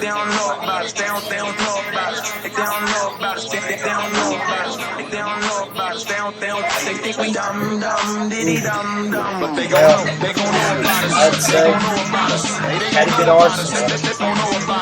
Expert tracker. Once you're a realist, you have a chance.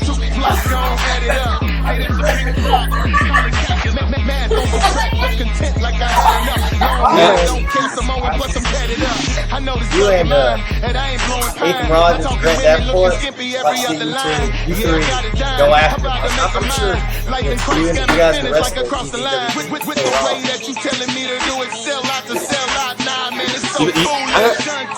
I got a question for you, Jake. Do you think that it could be found around here? Disappointing. So I'd say it's more like Dawes Mountain. Well, I go in Dawes Mountain. So it's the west side of that. Yeah, Dawes Mountain. Yeah. Pretty rural. Hey, thank you, Sam, for calling. Hey, you got any more questions for Jake?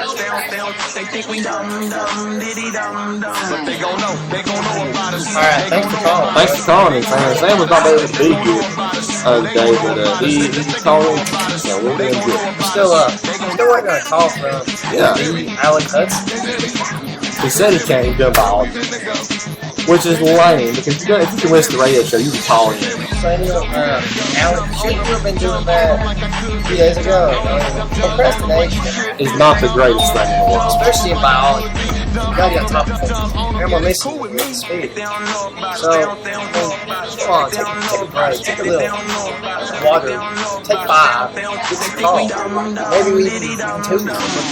You need some help. Yeah, you got some questions about biology. We may be able to answer. So, Alex Hudson. Oh. And anybody else that's listening out there, I want you to call us. We'll end off this number if you dial so you can call us. Jay, go ahead and give them that number right now. 423-582-7906. I'm going to give you a second to get that phone out. And that number again is 423-582-7906. Okay. You watched your college football yesterday? No, I did not. I was busy most of the day. What were you doing yesterday? I went up at 4:30 playing a charity golf tournament. You want to tell us a little bit about that charity golf tournament? It was supporting a Christian summer camp called Camp Lookout. As you can guess, it's on Lookout Mountain. It's a great program for kids to have fun, get closer to God. It was good. Felt good to help them with their mission, give them some money, and have a good time. Yeah, did you at one point attend Camp Lookout? Yes, I recently I'm a little bit old for it now. A couple of years ago, I think I attended 6 or 7 times. 6 or 7 times. Well, for what age range did you attend? You can go from going into 2nd grade, and you can go all the way up to your senior year. But I chose not to. Kind of repetitive. You get kind of repetitive a little bit. Yeah, they got a lot of different types of camps there. They got your average summer camp. They got horseback. They just recently got skateboard, kayak, and outdoor high adventure, which is what I did my last time there. That's great. So how did you fare in the golf tournament? Played with a few guys on my church. We did all right. We shot 10 under. We're pretty good. We finished about middle of the pack in the rankings, but I'd say we did all right in the long run. All right. Okay, good. Do we know who your teammates were? What do we know? My father, Daniel Tibbs. Coach Barger, who used to coach up here, his brother Jeff played with us. Jeff Barger, yeah. And a senior citizen by the name of Jim Treadwell. All right. That's good. That's always good. Still waiting for you to call in, folks. 423. The number is 423-582-7906. Again, that number is 423-582-7906. Checking the 6, excuse me. Checking that phone line for us, Jake. See if we got any calls or any missed calls here. These statements are directed at you, Alex Hudson. We want this call. It means a lot to us. It means more than the call the guys get when they're drafted for the NFL. Right, yeah. I'll be happy. Listen more. Last one this question. Superman versus Hulk and the Superman versus Spider-Man, Superman versus Hulk, Spider-Man versus Iron Man. Superman versus Hulk. Well, for one, they're from different companies. One time they did get to fight. Superman won. I got a question. How extensive do you think your knowledge on Marvel and DC comics is? Pretty good, I'd say. Pretty well. Pretty good. Okay, go ahead. Well, Superman and Hulk did fight once. Hulk, the madder he gets, the stronger he gets. But he's got to have time to get that mad. So if he had enough time, he could win. But I'd have to go with Superman again. And Spider-Man versus Iron Man. I hate to interrupt you real quick. I just want to give our listeners an update. Almost the end of the second quarter, Seattle is beating Denver 10-3, and that was your Super Bowl matchup from last year. That was. So, very, very interesting story there. I wasn't happy with that Super Bowl turnout. Yeah, and it's a lot closer game here. They did play in the preseason, I believe. They played. Who won that matchup? Do you know? I think it was Seattle. I want to say it was too. But your score there right now is 10-3 Seattle so far, and they're threatening, and they're just got down into the red zone on that play, that passing play. So maybe looking to go up by even more. Seattle is. So there's your score in case you're listening and not doing anything else. A lot of people more fast when they're listening to this Spear score. So what's your favorite thing about the Spear? I say my favorite thing is that I can't be in the game. I can still get a seat there practically. I can still know what's going on, see what's happening with my friends in the game. Does it help you with the away games? Like sometimes, you think broadcasting the game or even tweeting out the score of the game kind of deters you from going to the game if you're able to go to the game? Not really. I look at it as a last resort, but it's a good one. Like with soccer, I've been keeping up with the tweets Brent's been doing for soccer. He does an excellent job of that. Yeah, he's really descriptive on it. It really helps. I've been keeping up with those. Glad to see him doing that. So, all right, what do you think about the polls this week? The Spear polls. Do you think that this coming week, like you said, they'll change? Kind of talked about this during the break earlier. The SpearNation will do football power rankings every week. How much do you think that changes after this week? Having those games like South Pittsburgh, Whitwell, us, and CCS. What do you think changes this week? Who's come out and playing? This coming week, they don't play a district opponent, and I'll look that up while you're figuring that out. But what do you think is gonna happen this week as far as teams that have gone up and teams that have gone down in these power rankings? Well, it depends. There's some teams that you don't know. They could just been having a few bad weeks. Do you know who Bledsoe's playing this week? I don't. I'm looking them up right now. I promise you. So it could change depending on who they're playing, how they're feeling, who they got. Oh yeah, definitely. You think? Excuse me. I'm trying to find the football schedule, so I know what they're playing. I can give you like the results from last week right now, but I can't give you. I guess I'm not that good if I can't give you the upcoming games either. We like to say that in our SpearNation power rankings, anyways. Football schedule. Let's look what we got for. You're looking for Signal Mountain and Bledsoe, right? For Bledsoe, if I can pull them up. There they are. They will play Lookout Valley this week, so that's going to be I would imagine being Bledsoe County's favor pretty well. Yeah, I'd say they got a 3 to 4 touchdowns, 5 maybe, possibly. Yeah, around that. South Pittsburgh this week plays Grundy County. They play at South Pittsburgh, though. That should be a pretty even game, I'd say. Considering how we played both those schools, I would say it is. Signal Mountain. Let's see who they play. Sorry, I don't know these. I'm not actually going through and done the rankings and done the next week's teams yet, so I'm a little bit behind this week. But Signal Mountain. Oh, here they are.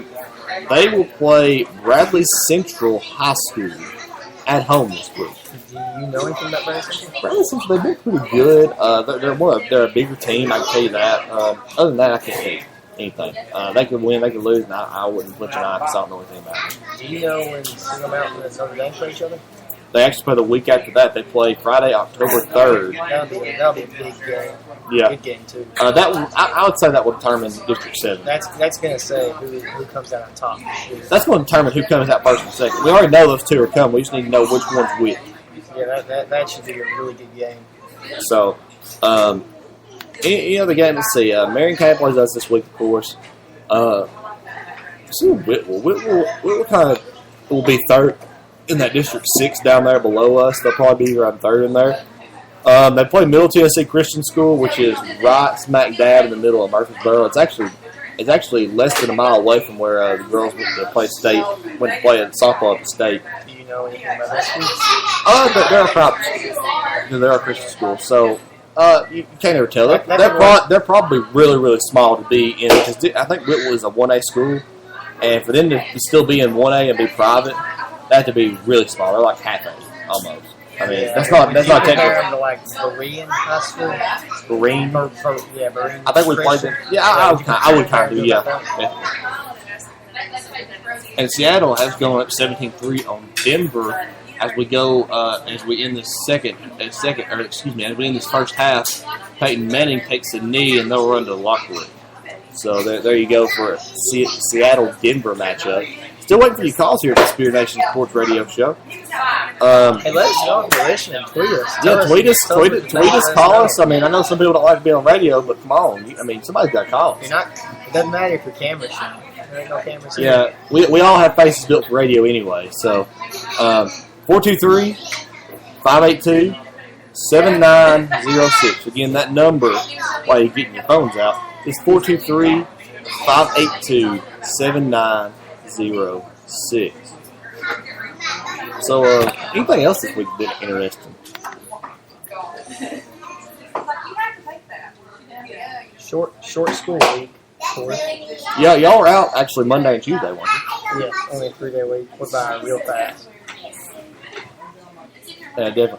I noticed they didn't even take the usually they'll take the road barriers down, because they have road barriers down there by the high school football field house. So they didn't take them down this week. They only had 3 days of school, so they had 2 days that they were going to have to worry about, and they just didn't worry about them. They just kept them there. I noticed CCS came in an actual school bus this year. They're probably usually they come in charter buses. They came in an actual school bus this year. They actually bought one. That just it doesn't say how many kind of schools are or anything like that. They bought an actual school bus just for athletics. So yeah, they do. Of course, it's a nice school bus. I'd like to hear your personal opinion on this. If you had to make a